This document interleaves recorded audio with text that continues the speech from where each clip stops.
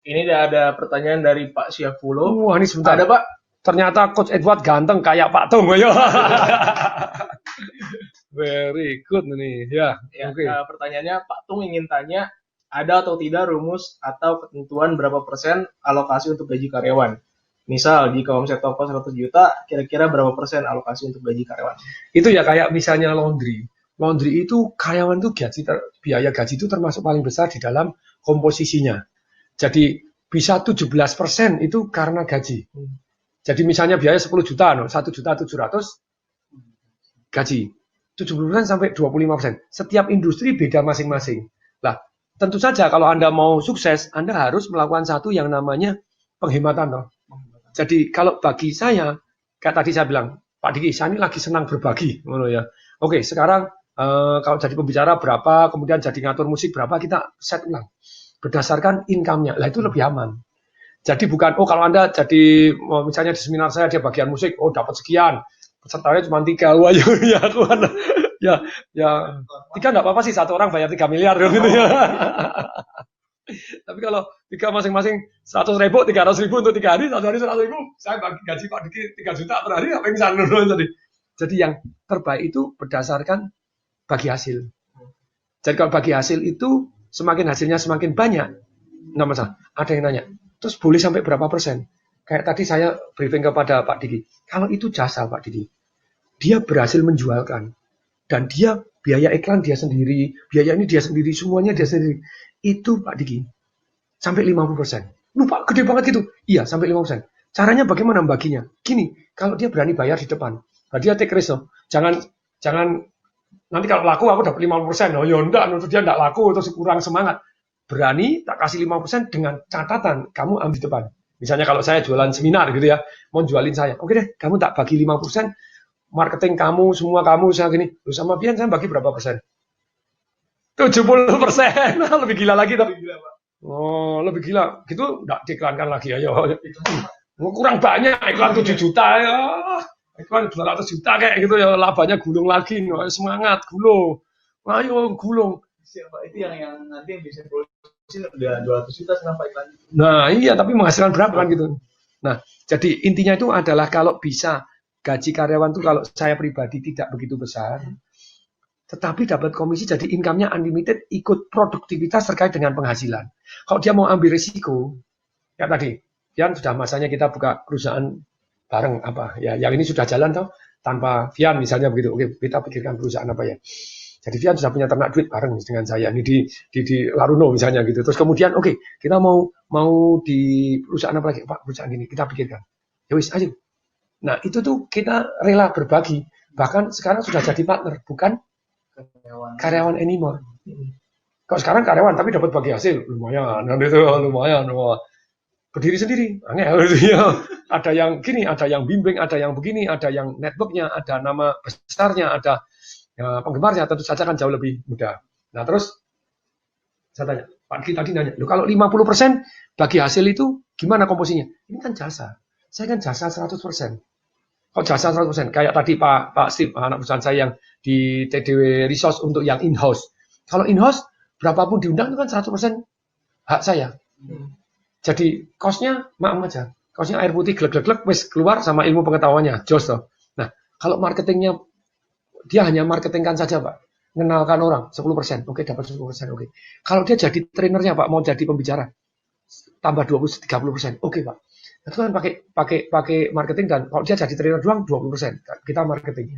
Tapi kalau misalnya, Pak, dia yang menjalankan materinya dia sendiri tapi pakai nama kita.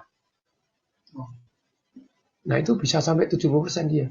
Dia yang jualan sendiri, tapi pakai nama kita, nah, itu bisa 70%. Nah, tapi kapan dia akan dapat 50%? Nah, kalau dia pakai network kita, namanya dia, tapi distandarisir dulu. Maksud saya itu begini loh. Jadi yang namanya gaji itu berapa persen dari 100 juta gitu, itu sebenarnya tidak ada patokan yang resmi. Tapi ada nggak rata-rata industri? Ada. Misalnya, oke, saya kasih ide aja deh. Satu yang lebih keren lagi sih. Coba di search di internet dulu. Kobalani atau apa? Yogurt namanya Kobalani pakai C. Kobalani atau apa? Yogurt Cobani. Cobani. Nah, tulisannya gimana? Cobani. Cobani. Amerika. Nah, Jadi kan ini orang Mesir atau orang Yunani atau orang mana itu yang punya? orang ketika Hamdi Ulukaya Oh, di mana tuh? Ulukaya. Di Ulukaya itu di mana? Nah, ini ceritanya menarik tentang urusan gaji. di Amerika. Sekarang di Amerika, tapi dia akan perantauan loh. Turki. Oh, dari Turki. Jadi satu hari itu dia makan yogurt di Amerika. Yogurt gak enak ini. Yogurt gak enak ini. Enak yang di Turki. Padahal dia tidak bisa buat. Dia belajar, gini belajar, gak enak ini. Namanya Cobani. Cobani. Cobani. Oh, dicobani. Nah, Cobani. Nah, Cobani. Nah, orang Turki ini namanya siapa? Ulukaya. Yang punya siapa? Hamdi Ulukaya. Dia perusahaan from zero. Perantauan dari Turki pindah ke Amerika. Dia mulai buat home industry. Buat Cobani ini tadi. Dikasih merek Cobani. Dia booming.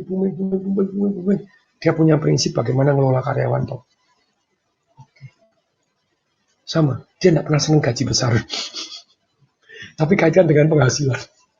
Dan ini yang menarik. Gaji itu minim, tapi plus bagi hasil. Jadi sekian persen dari hasil kasihkan karyawan. Sekian persen kasihkan karyawan. Saya ngomong kepada Fian, happy nggak dapat bagi hasil? Happy mana tinggal gaji, tidak bawa. Mana yang lebih semangat sih sebetulnya? Kamu gaji besar tapi tidak terkait dengan ini, atau gajinya biasa tapi dapat bagi hasil? Pilih mana? Gaji biasa, pilih bagi hasil. Kok bisa? Lebih gede, Pak. Mau digaji berapa? Lebih gede. Tapi kenapa gaji saya tidak suka besar kalau di Indonesia? Karena aturan menaker itu untuk pesangon itu tidak masuk akal menurut saya. Berkali-kali, mending gajinya kecil aja, bagi hasil jadi part of the owner aja, selesai. Jadi bagi hasil kan berarti Anda seolah-olah shareholder.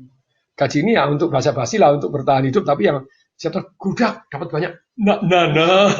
Jadi Cobani ini dia salah satu tumbuh luar biasa dan karyawan susah sekali dibajak. Karena dapat bagi hasil. Bisa nggak? Ya bisa, tapi lebih repot. Kamu membajak berapa? Gajinya berapa? 10 juta, 30 juta mau enggak? Enggak, no. Lo terimanya duit lebih banyak, misalnya begitu.